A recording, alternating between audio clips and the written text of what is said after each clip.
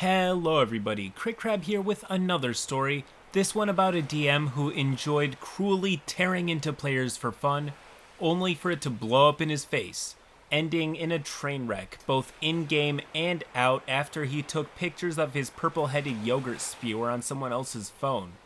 Roll post.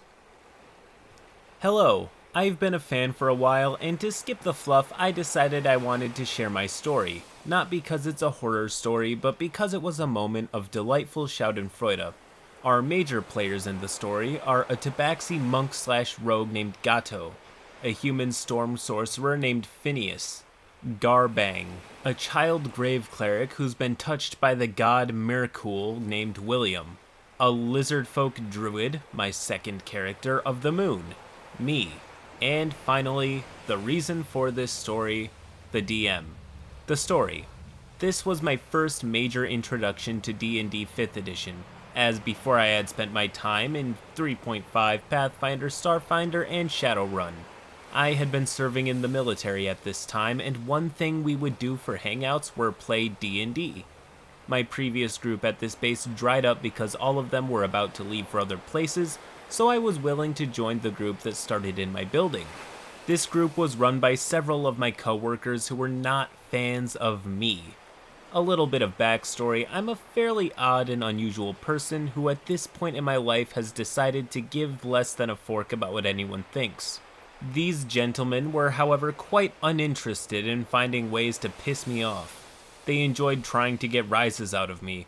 This went on for a bit until we found a common hatred for our boss, but one of them was a bit of a holdout. Tom Gatto, our rogue monk, had a nasty habit and avid kleptomania. The craziest part is that he and his partner in crime, Phineas, had terminal good rolls and luck, so they'd risk it for the biscuit, cutting a swath of hell through Waterdeep, while the party was largely left to suffer in their wake.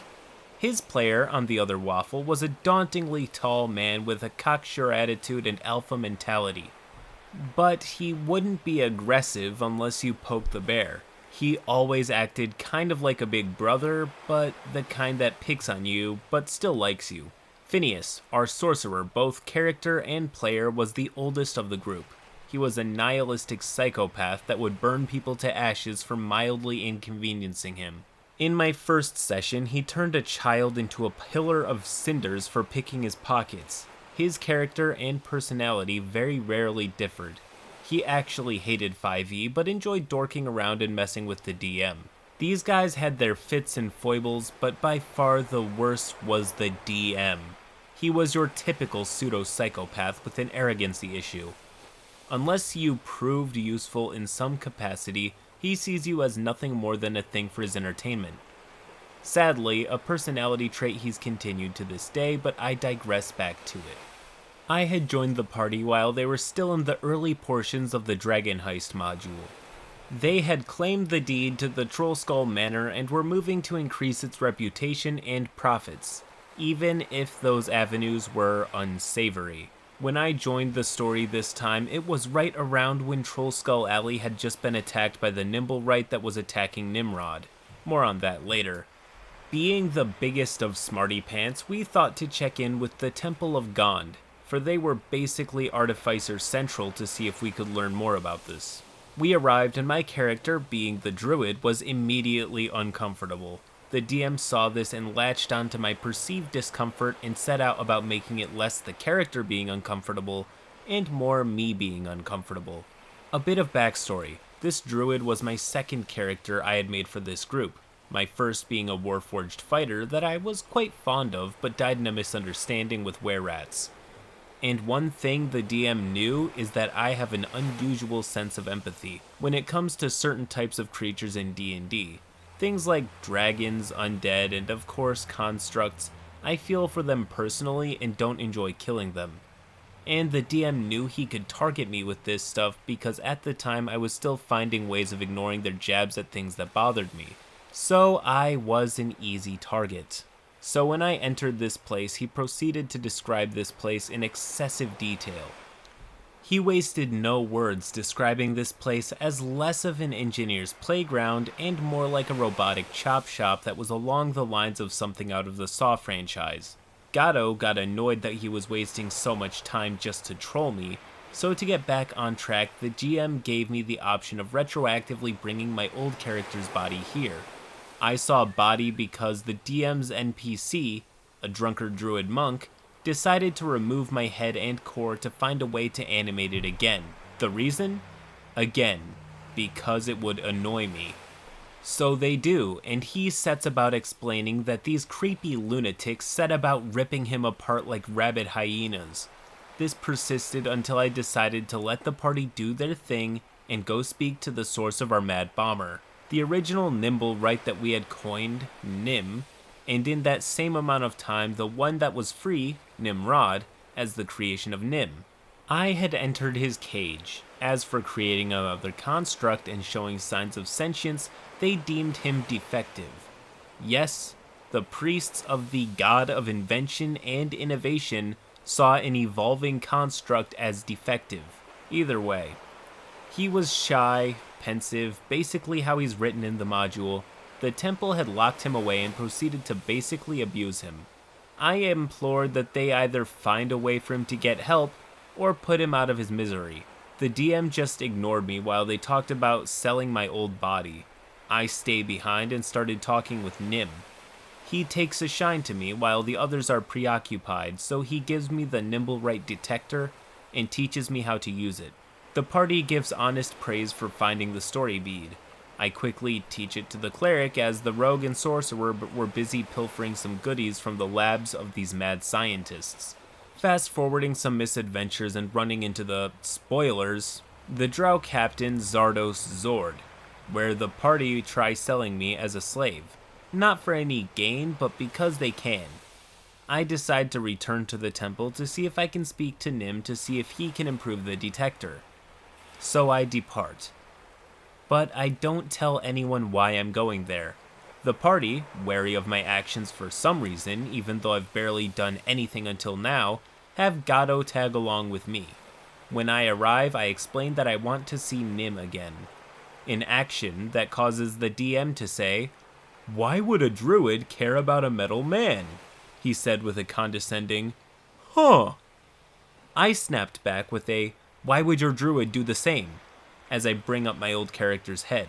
He paused for a second and said, "'Cause he's also a monk." I ignored this contrivance and moved on from this idiocy and backhandled bullshit. I returned to speak with Nim and see if he could upgrade the detector. It was going smoothly, and Nim was making incredible rolls. That was until Gato decided that just for fun, he would come and visit Nim with the same priestess who not only hates him, but also hates me. They see Nim doing this task and decide this was the last straw, and he's dragged away. Realizing this was a lost cause, I leave the detector as I've officially checked out of this game, as it's just these guys poking me for fun. My character starts to leave the complex, but for some reason, as I'm leaving, I'm somehow transported to the room where Nim is set to be executed. The DM wastes no time setting the scene for this gruesome scene to play out. He, in overly graphic detail and excitedly giddy tone, describes how the Nimblewright is ripped limb from limb. Before his eyes are ripped out, his ribs are broken open and his core extracted as cables and hoses dangle to it like veins on a heart, while the lights in the construct flicker as he reaches out to my character, and only mine, and then it's crushed with his fluid splashing across my character's face. All the while, DM saying this in a tone of voice that sounds like he was aroused by this B-movie snuff film crap. He's looking directly at my face, not looking me in the eyes as he's watching my expression for any iota of discomfort or irritation. He got slightly puffy because I just sat there with a look of muted disinterest. It's at this point he decided that prodding me won't get him those easy laughs at my expense anymore. So, he, in a genius move, decides to switch the targets of his abuse from the 5'2" skinny quiet dude to the 6'1" brick house with mild aggression issues. It was during this same game that he and one of his friends, I'll call him Buddy, decided to play a disgusting joke. While Gato's character got up to use the restroom, he had left his phone in his chair. Both DM and Buddy quickly take it and open up the phone app. Me and Phineas are telling them not to do what they're about to do, but they immediately start to take photos of their scrotums with Gatto's phone, placing the phone directly into their pants to do this, mind you. Both me and Phineas's player tell them not to do this because it's going to ruin the game, but they trek on, ignoring our warnings. The DM even decides to double down on his brilliant joke and get a picture of his anus as well. They quickly put it back, and both me and Phineas are just sitting there exasperated, waiting for his shoe to drop. Gatto's player finishes up in the restroom and returns to see us sitting there, not playing along with their terrible keep it cool act. He asked, "What's going on? Did I..." He pauses mid-sentence and looks at his phone to realize the buffoons didn't lock it before putting it back, so he sees the DM's butthole and flies directly into a rage. Since he doesn't know who did it, he grabs the phone and starts pushing it into the faces of almost everyone, asking if this was indeed their butt. Before he got to me, I told him to swipe left and that those neither shots were not mine. It was at this time that the DM and his buddy couldn't hold it in anymore and started laughing loudly. He says, "Alright guys, that's fucking disgusting, I'm getting you back for that." He says that as he balls up his fist. Buddy sees this and agrees that for the unsolicited dick pic, he's earned comeuppance. Gatto gives him a solid punch to the arm and gives out a loud thwack sound as he's left a decent-sized mark on his forearm. They laugh and things are cool again. But when he moves to the DM says, "You do that, I'm punching you back!" Now, the group, including Buddy, argue with him that fair's fair, even though no one yet told Gatto that the booty pic was the DM's and what he did with said phone. But no matter what we had said, he bullheadedly insisted he was above reproach and that he shouldn't get that same comeuppance. So Gatto just ignored his protests and started moving towards him. He wasn't going to wail on him in any way, he was just going to hit him with a big brother-like punch. This somehow set off DM's defense mechanisms and a small scuffle occurred. Now, you know that Gatto is a big guy. Well, the DM, he was a guy of average height with a fairly large beer gut and was not in the least bit athletic. The DM tries to throw a punch to dissuade his advance, but he quickly countered. With a swift movement, Gatto had gotten DM in a full Nelson, and he just held him there.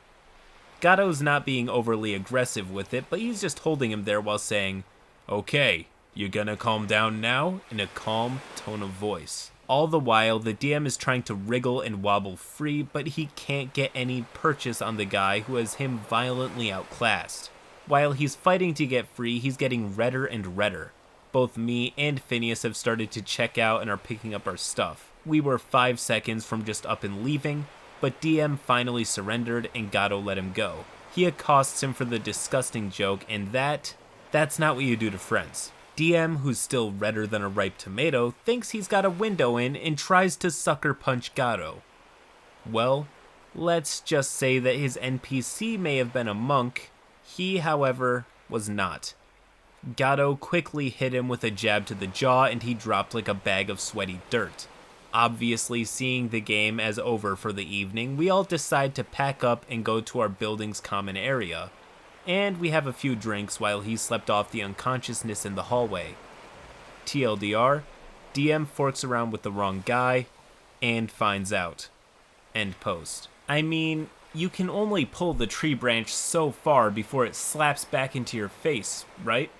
People like this are boundary pushers. They will keep tearing into you deeper and deeper to see how far they can go before you respond, and if you respond in any meaningful way.